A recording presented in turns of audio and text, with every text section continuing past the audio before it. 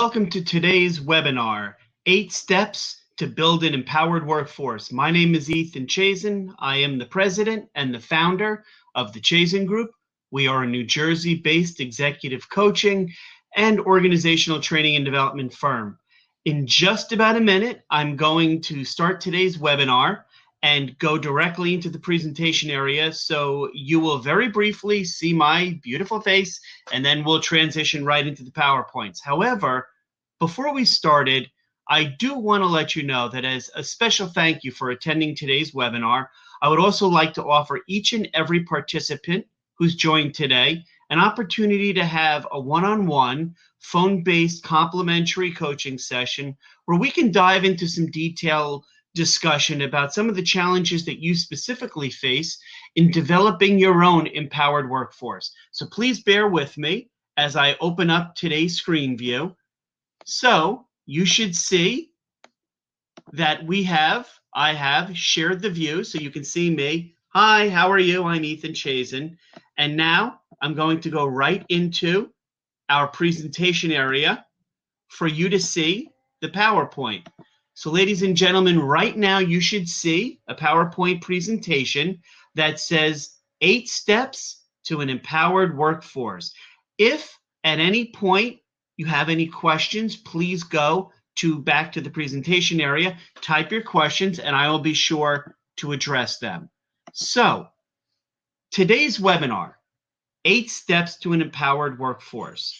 I'm going to share with you 8 strategies that I coach and consult with organizations directly in my work with them. These are going to hopefully be concepts that you may or may not be intimately familiar with and aware of, but I hope challenge the pre-existing mindset and culture of your own organizations, because in order to achieve significant fundamental change in how empowered your people are, there's a preconceived or a prerequisite first step of tearing down some old ways of thinking and behaving. So, why do we need a new work model built on empowerment? We need to rethink the importance of empowering our people, because today's workplace has proven, if anything else, that the old 20th century command control way of having a pyramid structure, top down, with senior executives on the top and frontline staff at the bottom, whether it's a college or university, whether it's a corporation, a nonprofit or government agency, it doesn't matter. That structure is dead. It died over the past 2 to 3 decades because all organizations, and most likely yours is included, are faced with the significant information overload. We live in the world of the cloud and big data. There's constantly evolving technology, and on top of all of these challenges, global competition. On top of that, today's 21st century American workforce is at a tipping scale, meaning for the first time ever in the history of the United States, millennials represent anywhere from 75+% or higher of the American workforce population of about 80 million professionals. These are the kinds of individuals who place significant new challenges on organizations in terms of demanding an empowerment when they come to work. They want to have the opportunity to innovate in your organization. They want certainly the chance to solve problems, take risks to achieve high returns. They feel comfortable embracing uncertainty and working independently and in their own teams. They want their work to matter, and you, probably because you joined today's webinar, are interested in figuring out how to lead this new workplace empowerment in your own organization. So, step 1, let your people control their own work. This is a phenomenally empowering strategy, and it's one of the most painful processes that I work with my clients. Why? Because it makes organizations rethink the nature or the role of the manager-employee contract or the organization contract with its people. For the first time ever, organizations are starting to think about giving their people complete control of the work they do, whether it's organizations like Whole Foods, Trader Joe's, Google, LinkedIn, all these organizations, Marvel Comics, LinkedIn, Disney, they're turning over control. They're giving up control to their people so that their people can start to be more productive through empowerment.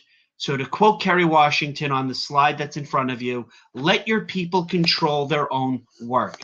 Now, I will say that one of the comments that I most often hear in organizations is the following: our people are our greatest asset. That is one of the most dangerous phrases that any individual, whether you're a manager or a senior management executive, that you can ever phrase. But let's strip this down and think about why this is so detrimental in terms of being a prevailing mindset to prevent your organization from achieving employee empowerment. First of all, a human being is not an asset. An asset is a line item on a balance sheet. An asset is something of value that is acquired. It is a resource to be managed that has an initial value, and through repeated use and wear and tear, it depreciates or gets reduced in its lifetime value. Unfortunately, most organizations are still thinking along the lines of the 20th century, where employees can be treated this way. They're paid a salary, they're brought into the organization, they're overworked, they're stressed out, they're not allowed to be empowered with autonomy, they're micromanaged, their effective lifetime value in the organization is diminished over time, whether it's 1 year, 2 years, etc., and then they're discarded, thrown to the baggage heap. The notion of people as assets, again, is an outdated manufacturing 20th century assembly line type of mindset. But for your organization to truly empower its people, it's going to require some very painful process on your organization's part. And I do this coaching and consulting all the time with organizations to get out of this dangerous mindset. So right now you should see a slide in front of you that says people are not assets to be managed. It is beneath human dignity for your people to lose their individuality and become cogs in your organization's machine. So therefore, what are some of the best practices that you can implement immediately, literally, as an outcome of today's webinar for you to infuse in your organization's culture and behavior? Well, there are a few strategies that are certainly right in your reach or in your grasp. The first, let your people define their work. This presupposes that your organizations and senior management, certainly, their collective maturity is in place where they're comfortable allowing their people to take ownership of defining or architecting their job structure. Along with that, a commensurate set of requirements to create an empowered workforce is allowing people, rotating people throughout your organization. Ladies and gentlemen, this is what world-class cultures like DuPont and Gore and Trader Joe's, they do on a constant basis. They build strength across their teams and across their organization by allowing people to have different exposure and experience to different aspects of your organization. It creates a much more strategic thinking individual. And you can do this literally from the minute somebody's onboarded through their orientation. Job sharing. Instead of equating one person with one set of tasks that are unique and individual to them, why not commingle separate people into one quote unquote job? So that people work together, it builds teaming, it allows people to re-architect their own workflow. And the ultimate goal of this is the fourth bullet on this best practices slide, which is how do you create self-managed teams? I'll talk about that later, as well as the next bullet point, a human capital audit, which is a strategy that I've developed by building a web app, but also coaching and consulting organizations. How do you look at your team? Or all of the teams in your organization, with a view towards, for each and every individual, you do an audit of their existing roles, responsibilities in their current job, and identifying all the skills, strength, background, experience that your people possess that's not being utilized. It's lying dormant, which is basically, if you think about this, every time you pay every single individual a paycheck, you are not realizing the full potential from an ROI perspective. So I'll talk about a human capital audit. Next up, reward and recognize your people. This is a critically important program or strategy that you can implement, which costs very little in the scheme of things, in order to reward your people for the right behaviors, exhibiting the right values, achieving the right results, and also recognizing them publicly for their accomplishments, which in turn coaches and trains other people in your organization how to perform in a world-class, empowered approach. Communication is the name of the game.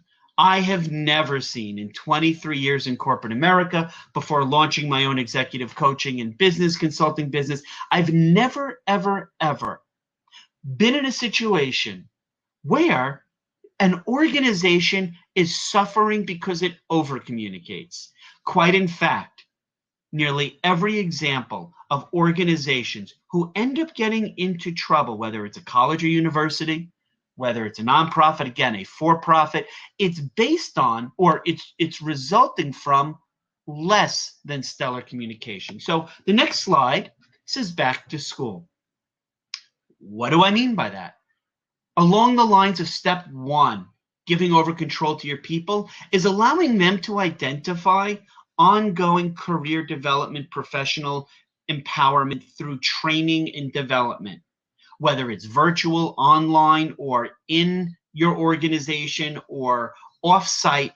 Training and development is a critical component of creating a lifetime learning culture, which is one of the most important aspects or attributes or characteristics of employee empowerment organization. So what is this thing called worker autonomy, which is step one in this 8-step process? Your people are in the most strategic position to identify how they should work effectively. They speak to your clients. They have relationships with your vendors, suppliers, the media. Why is it that some organizations still feel a need to own control over their people by not allowing them to have the autonomy they need to make decisions? After all, we're operating on an implicit assumption here that your organization has hired the best people. Well, if you've hired the best people, give them what they need to be successful, get out of their way, and watch them achieve amazing results. What does this require? Nothing short, in many instances, of an utter culture change, a shift from a task-driven micromanager, manager-employee culture to a transformational leader-driven organization that embraces employee empowerment. So in the old days, there was consistency in the pyramid control, layers of reporting and bureaucracy. People knew their place in the pecking order. Decision-making took longer. It slowed down potential responses to opportunities that presented himself or ways to navigate around threats. So the decision making was slower, creativity came down, innovation was driven down as well. And the rising stars, the top talent in organizations that lacked employee autonomy, people who are rising stars want to rise. And so if an organization keeps them down, they're going to find meaningful culture change in other organizations that meet their values, wants, desires. And this is the central tenet of the millennial workplace. So the next slide says autonomy for T-audit. But I do want to take a break, go back into our room, and just make sure that there are people who are still in our room and monitoring what's happening. Okay, so again, please note there is a question area. I want to drive into the question. So a question that was posed is, when you say let people control their own work, what does that really mean? So I will give an answer to this as I go back into the presentation area. What I mean by people taking ownership of their own work is whether you have a workforce of 4 or a workforce of 40,000. The concept is this: your people are tasked with a set of roles and responsibilities day in and day out. It's how you assess their performance on a semi-annual, annual basis, or more frequently. Allowing them to take ownership of their work means, well, I'll go right into this autonomy audit that I have not created. It actually came from a gentleman, Daniel Pink, in his book Drive, but this might give some example of that. You can survey your staff immediately, literally at 1:01 p.m. after today's webinar.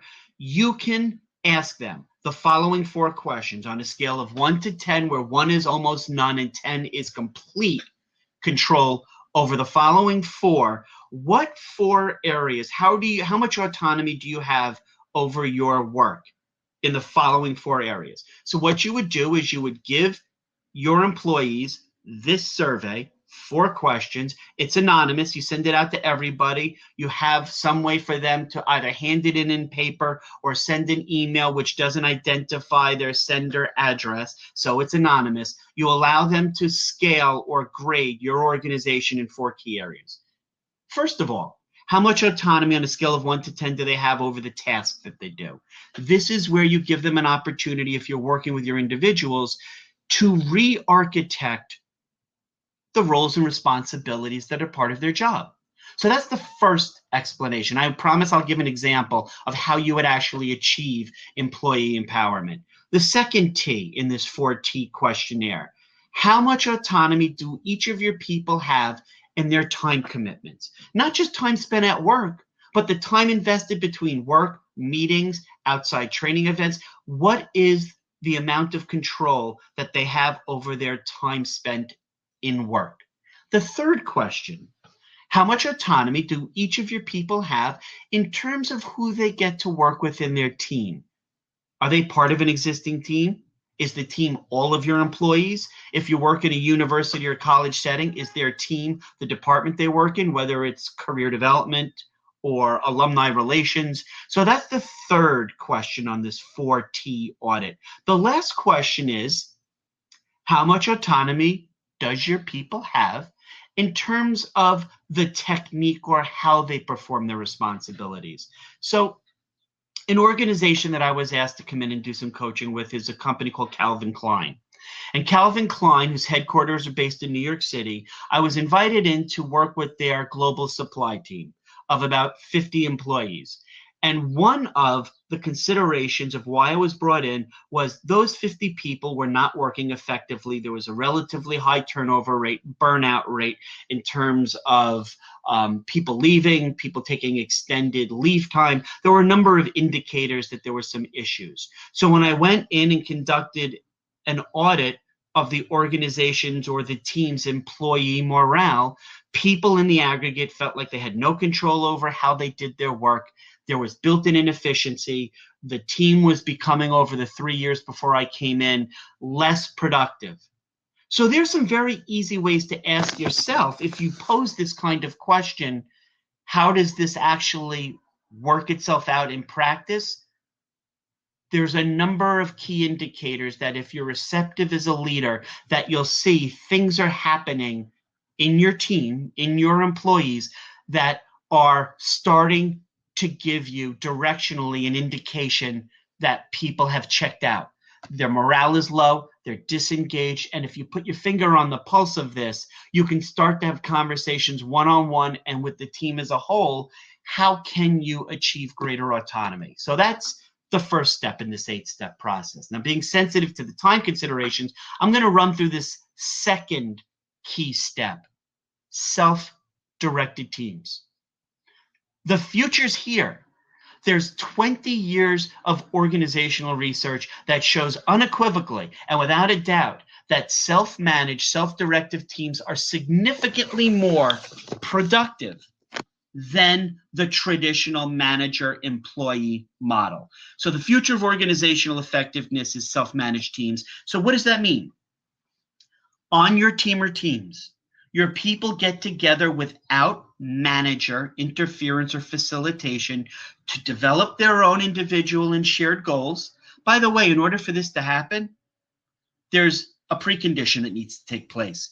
Your organization should be communicating to all of your employees what the organization goals are, what each of the department goals are, and what the individual goals are. So if you want to get to a model of employee empowerment driven by self-directed teams, you first need to have articulated what your organization's high-level goals are. People can't be successful in achieving goals unless they figure out on 3 levels how goals fit together. The organization's goals must be clearly articulated, communicated. They must resonate and make sense with individual department-wide or team goals, which should trickle down to the individual who sees the correlation or the connection, the link between their own individual goals, the goals that they share as part of a high-functioning team, and then how those team goals fit again up to the higher organization goals. So you've got a number of factors that are driving the demand over the past 2 decades since the commercialization of the internet in the 1990s for the need for self-managed teams. The internet as a delivery platform and information channel. The increase in social media as a way of connecting teams that typically would only be able to meet or to work face-to-face now can work on a distance basis or virtually. The sharing economy, a gig or freelance workplace. A number of factors such as these are driving the need for self-directed teams. Again, the underlying foundational drive for more empowered organizations, and self-directed teams is one manifestation of this. These weird animals called millennials, they have specific expectations and needs and demands. They're the top talent that you're looking to recruit, find, bring into your organization, and keep. And then reward, coach, retain, train, develop, promote. They're overtaking the baby boomers and the Gen Xers like myself. You need a new participation-driven workforce culture. And self-directed teams is the greatest single strategy that I've coached and consulted with to help organizations get to this participation work model. We know it's working. I mean, after all, 80% of all of the companies in the Fortune 1000, and even manufacturing is getting into the act. 81% of all manufacturing companies are using these self-managed teams with success. Why? Because across industries, the technology, the globalization, the internet usage, social media, all of those factors are tearing down the walls of the traditional command control pyramid workplace. Again, the fuel, the wind in the sails of organizational change around employee empowerment is millennial driven.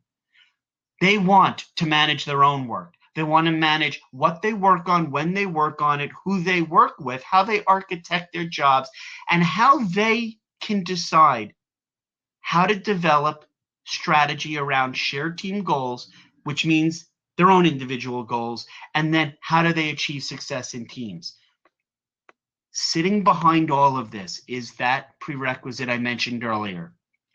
You need culture change that goes from command control to more transformational leadership. You also need to embrace the notion of wanting to be selfish in your organization and unleashing your people's often untapped potential to drive your revenue stream, drive new business models, drive new markets that you enter, be successful in launching new products and services into the marketplace. This all needs to happen before you create the structure on self-directed teams. So next slide, peer motivation. If you want to motivate your people, you really motivate them at the core DNA of your organization's culture.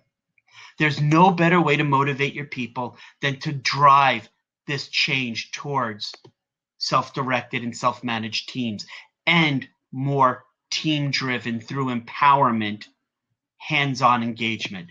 We know this because TinyHR did a massive survey several years ago, 500 organizations, 200,000 employees.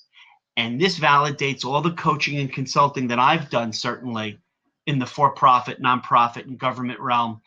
Employees are motivated. The number one factor is the drive to see their own team succeed.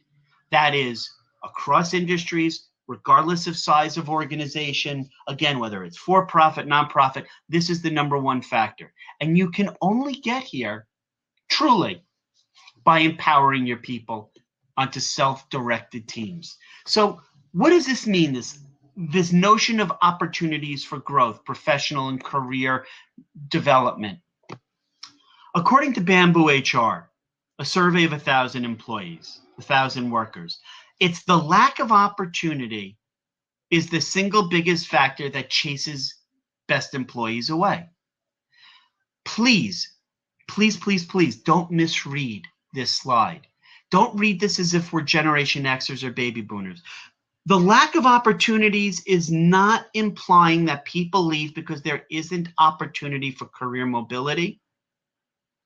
Not necessarily. That's a very baby boomer kind of outdated notion of opportunity.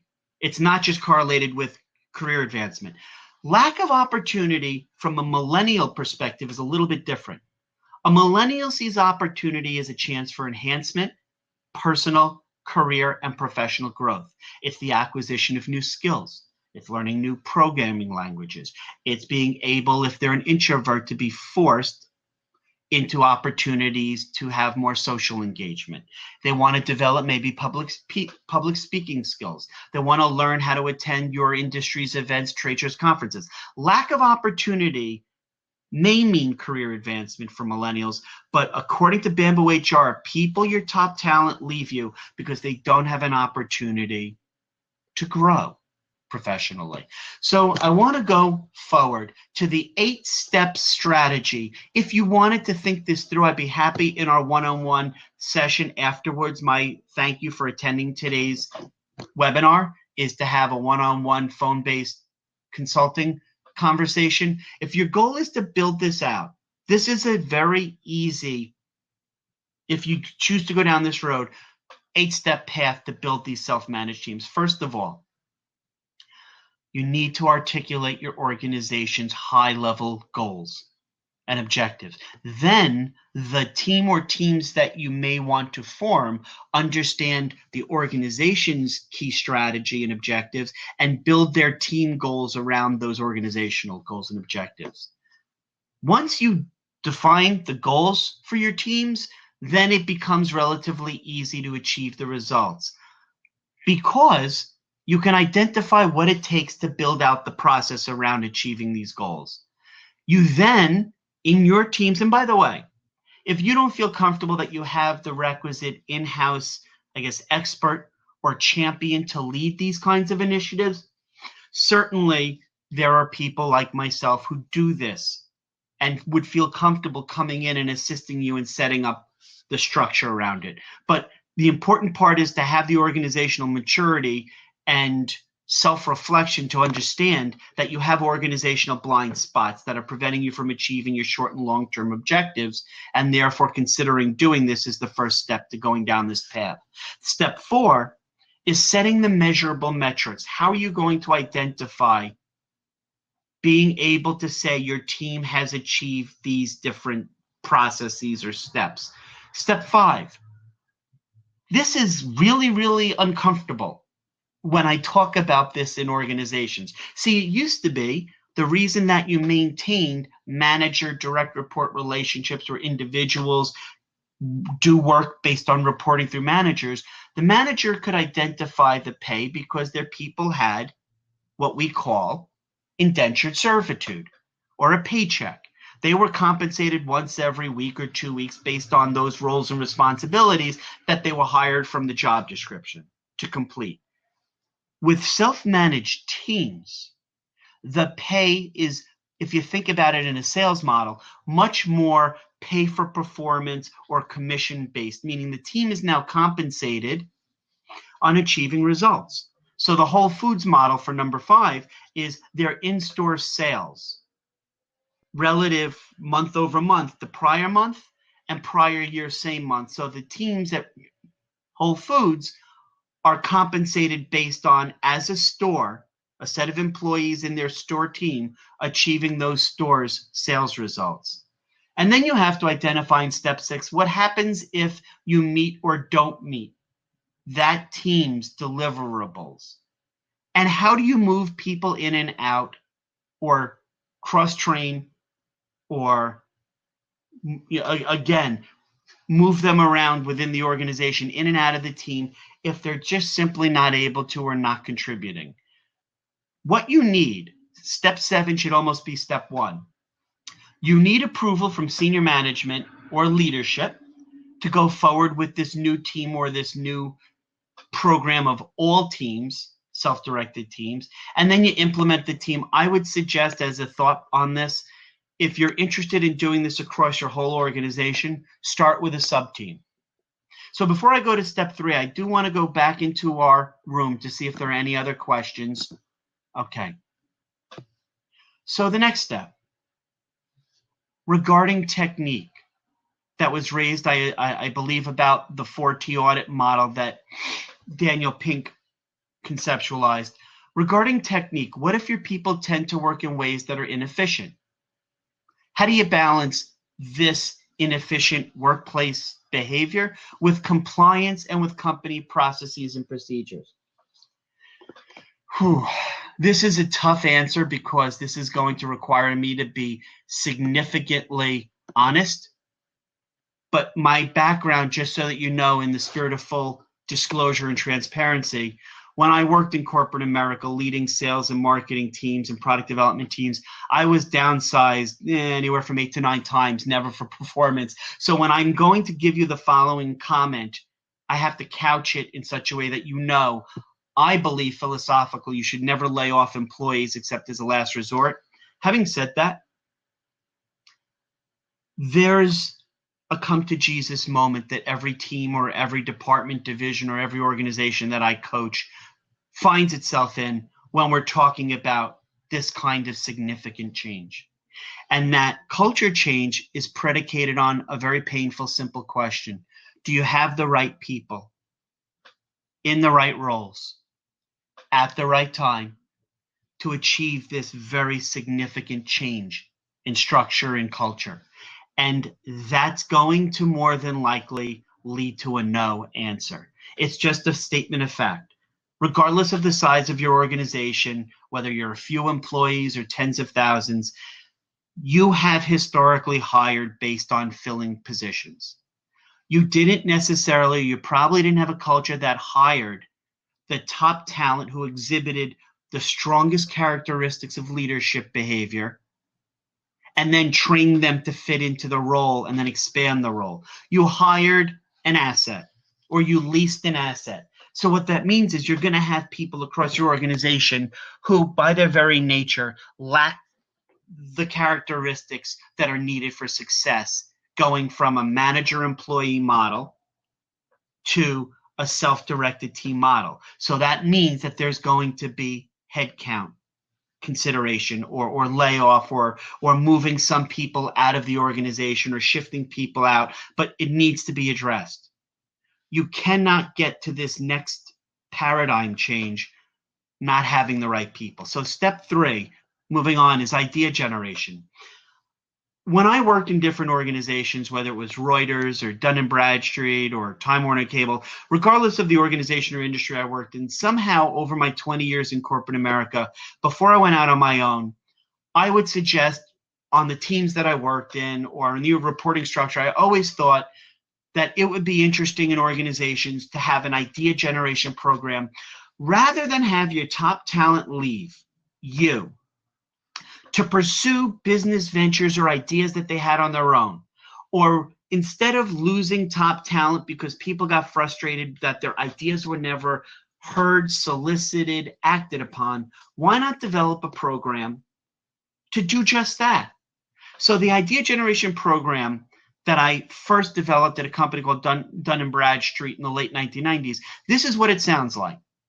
It takes very little money to implement, but what it does take is a champion, you, to introduce it on a small basis, on a test basis in your organization.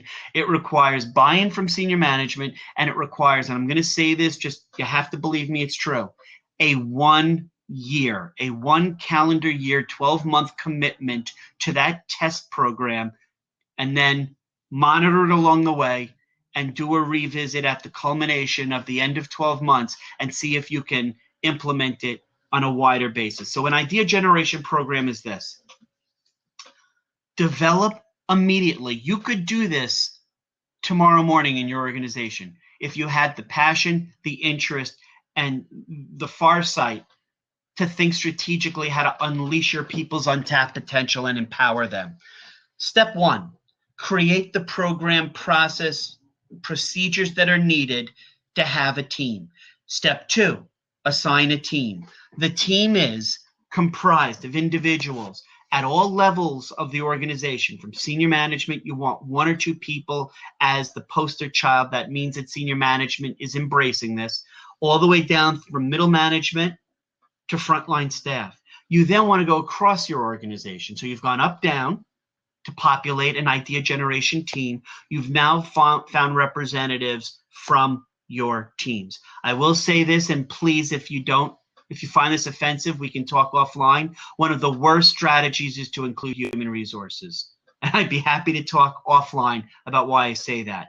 But the idea generation program is structured by a cross-functional up and down team. Senior management needs to put 1 year's worth of funding in, which cannot be touched.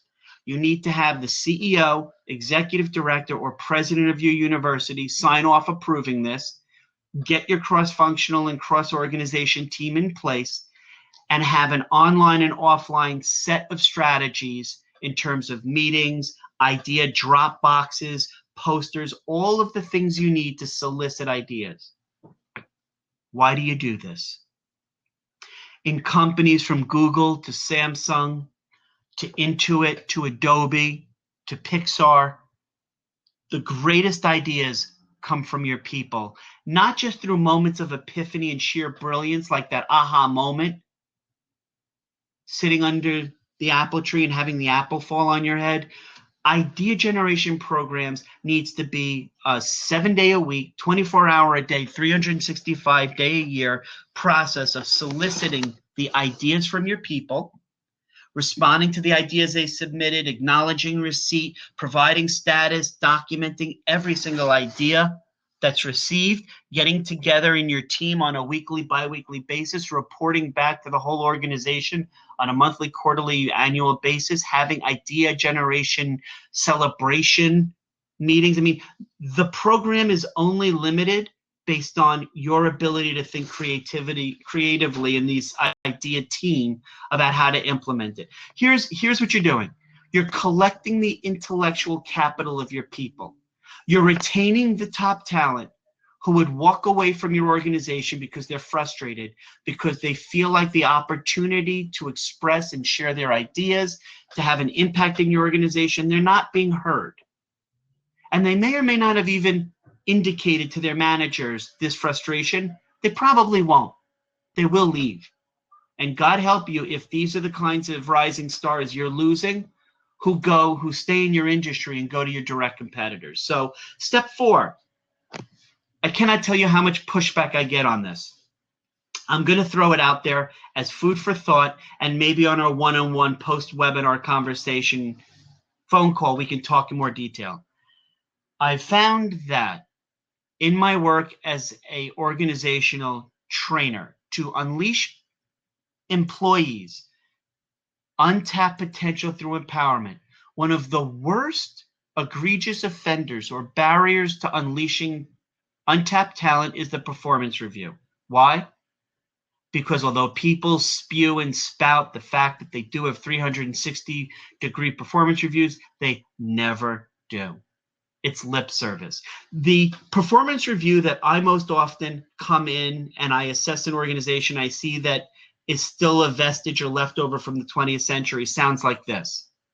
Once a year, if that, the organization conducts an across the organization, every employee assessment of their performance.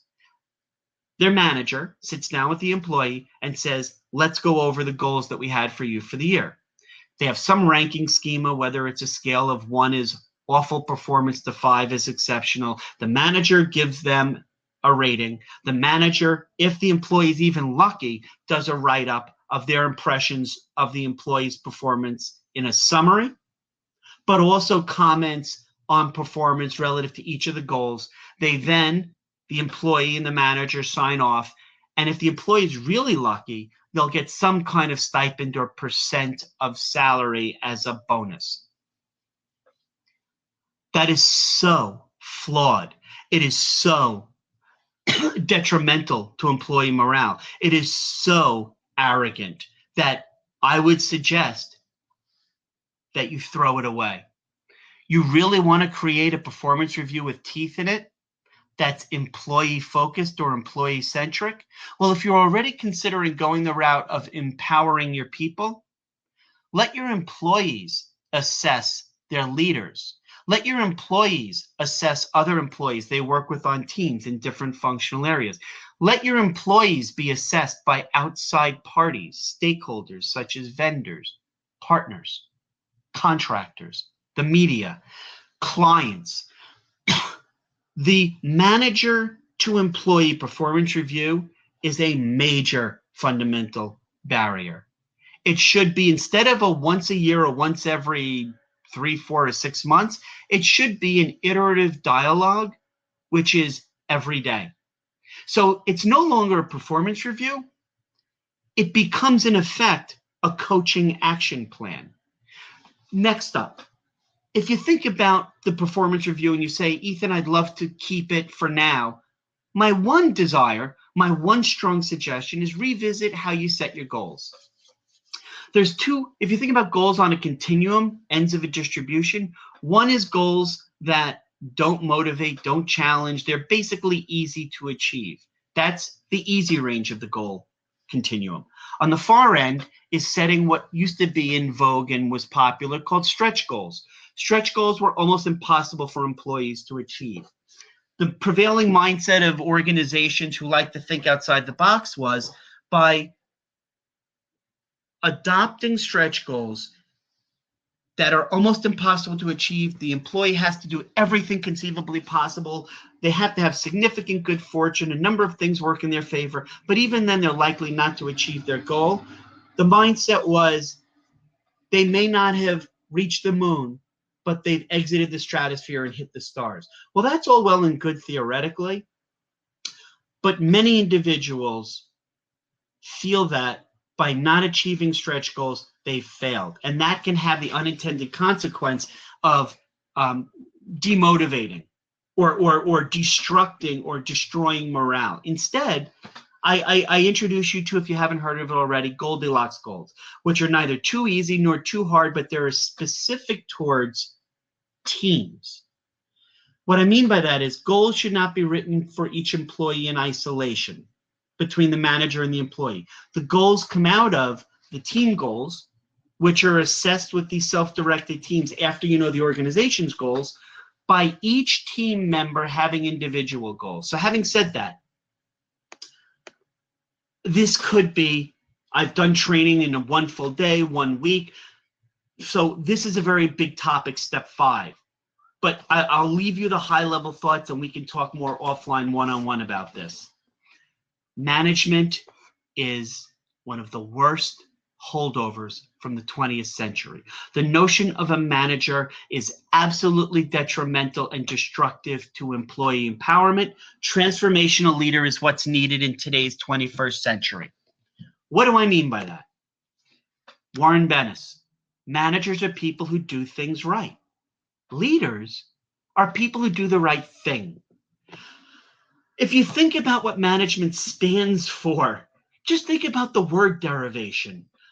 Manu agere, the Latin, or the management, the French. It literally means to take by the hand, direct, control. It's about deploying and manipulating resources. Again, that asset mindset. Management implies, in the whole theory X, theory Y, McGregor manager model, that people are basically lazy and need to be manipulated. To achieve true employee empowerment by becoming a transformational leader, and we know it's already in you, or else you wouldn't have bothered joining today's webinar, let me tell you what leadership is with regard to or vis-a-vis achieving employee empowerment. You start with your organization and your own vision. The vision is aspirational. It's where your organization hopes to get. And then the mission is the steps required to achieve your vision. Then you lay out your organization's culture through its core values and beliefs and ethics.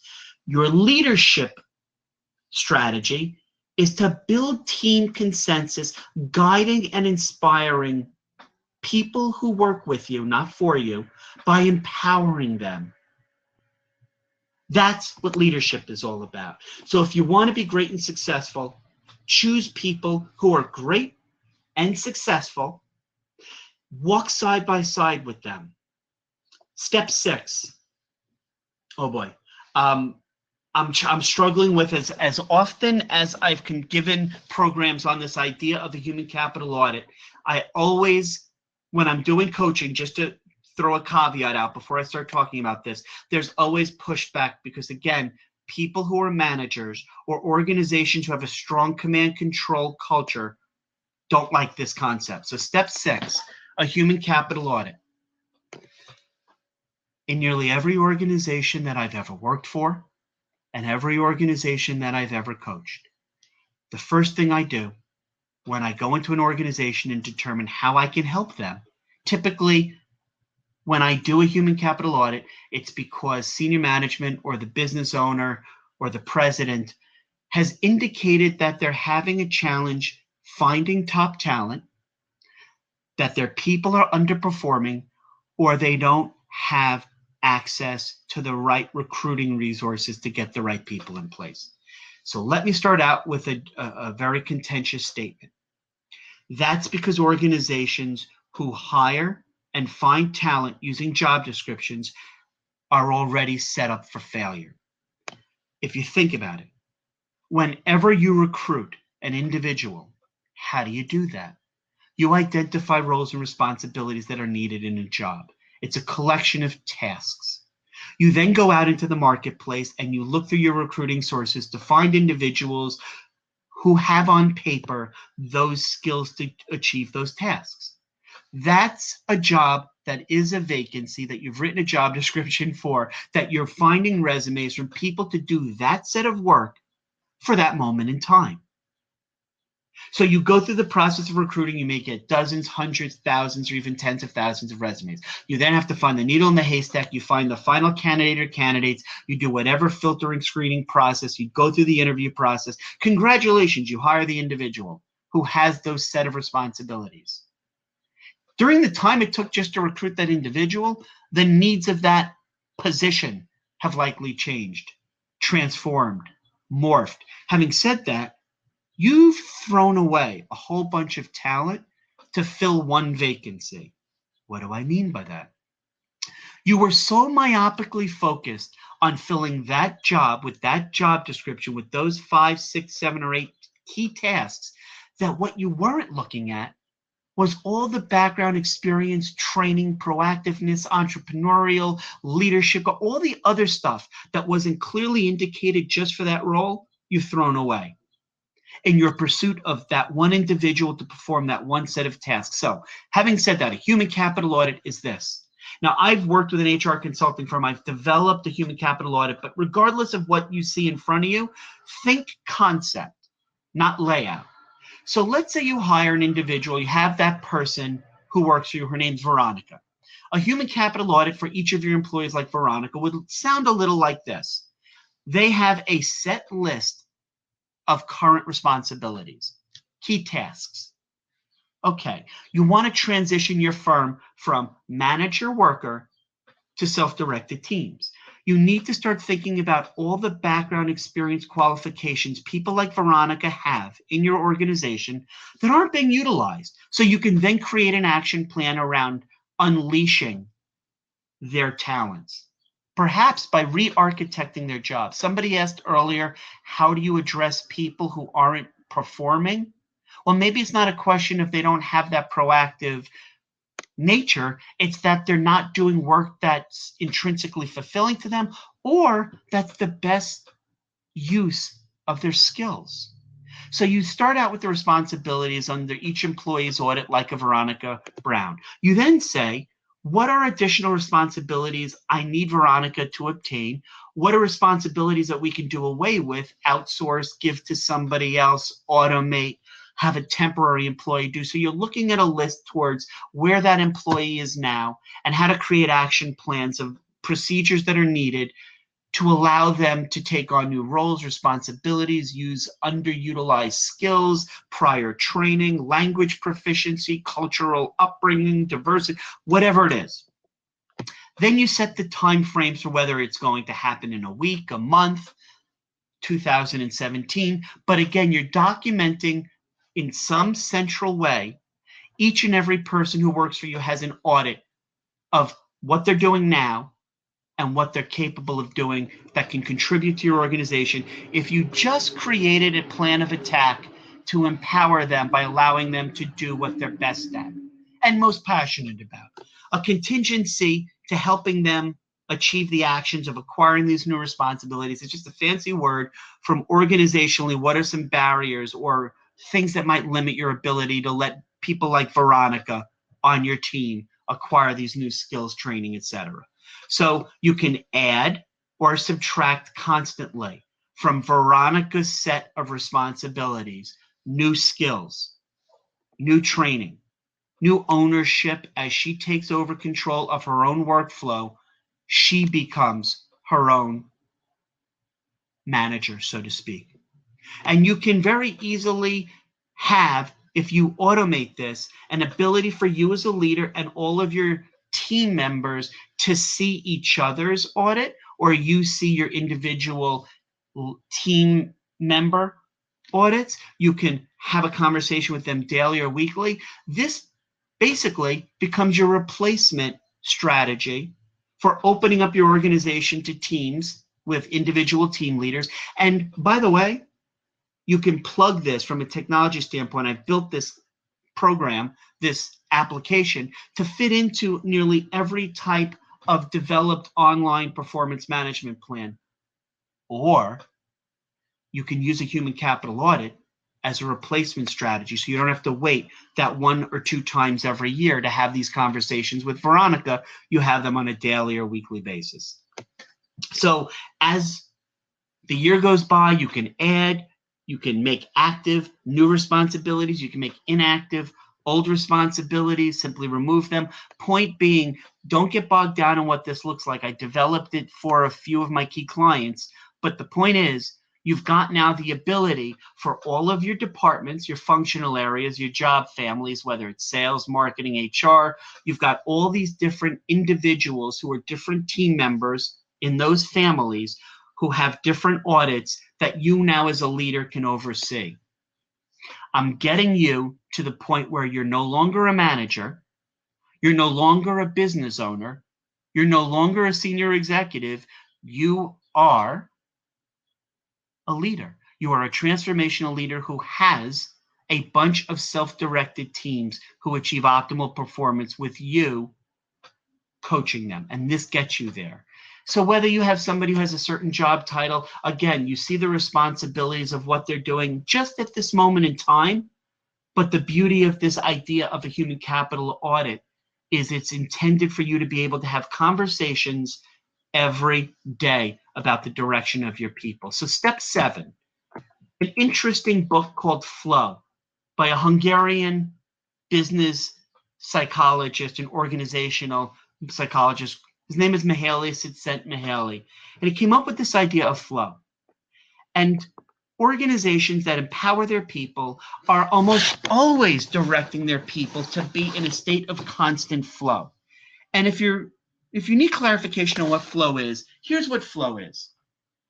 Flow is, for each individual, you know you've achieved employee empowerment nirvana when every single person is challenged.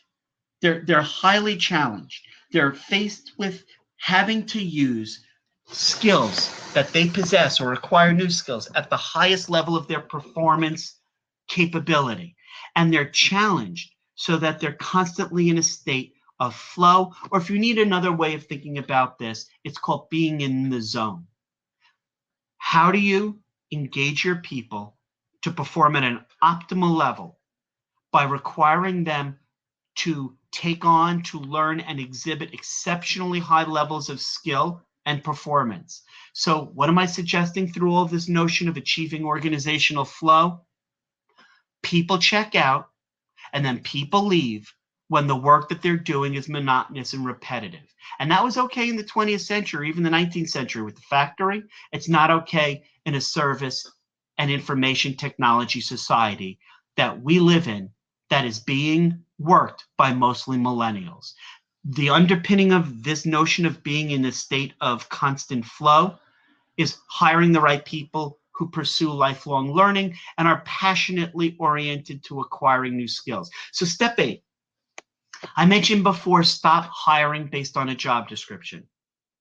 Instead, why not consider, in the time we have remaining, and so I'll wrap up shortly and then go back in the room and see if we have any other questions, why not consider hiring based on the attributes or characteristics of the absolute top performers and then figuring out how to engage them in your organization? So you're not looking for skills, you're looking for talent. What does it mean to seek and hire a superhero and find a place for her or him in your organization? Well, we know through the research in terms of organizational development, organizational dynamics, whether you're trying to build powerful, self-directed teams, or you're trying to just infuse your organization with an influx of talent. Here's some of the attributes of people who we know will be optimally successful in any industry, in any work environment.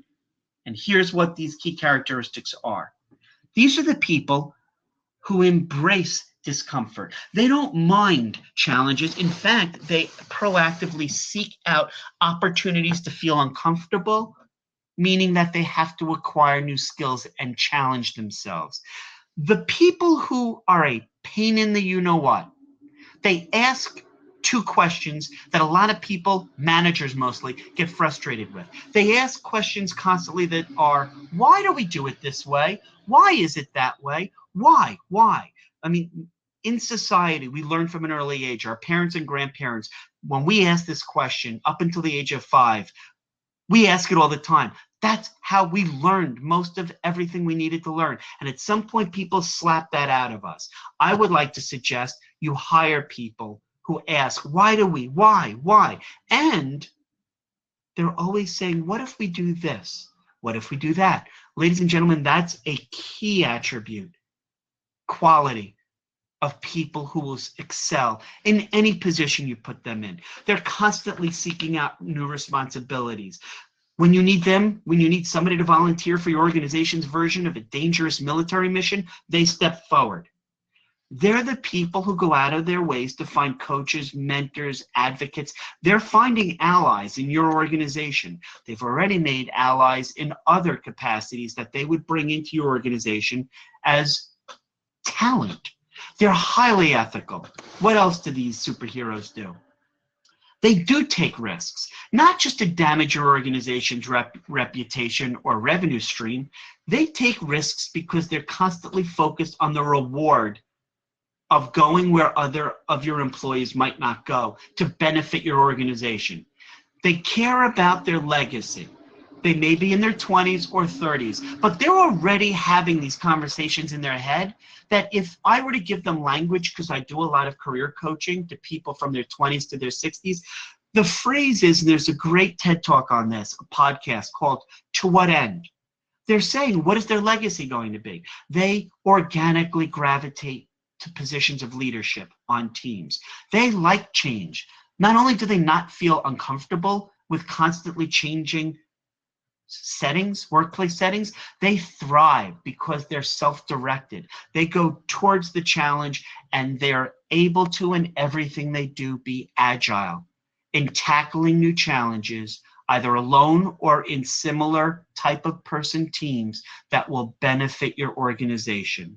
So what I would like to do now as we wrap up at the end of today's webinar is jump into the room, see if there's any questions, and again remind you that as my thank you for you attending today is please email me some days and times you would like to discuss any of this or other challenges you face in more detail.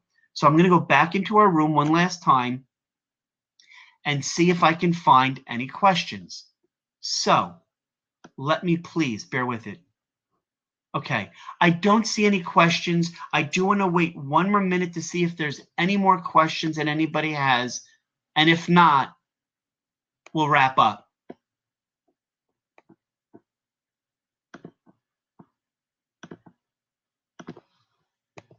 So I'd like to say thank you for attending today. And again, please let me know if you'd like to schedule a one-on-one coaching session. I wish you all success in unleashing your people's untapped talents by empowering your workers. Thank you.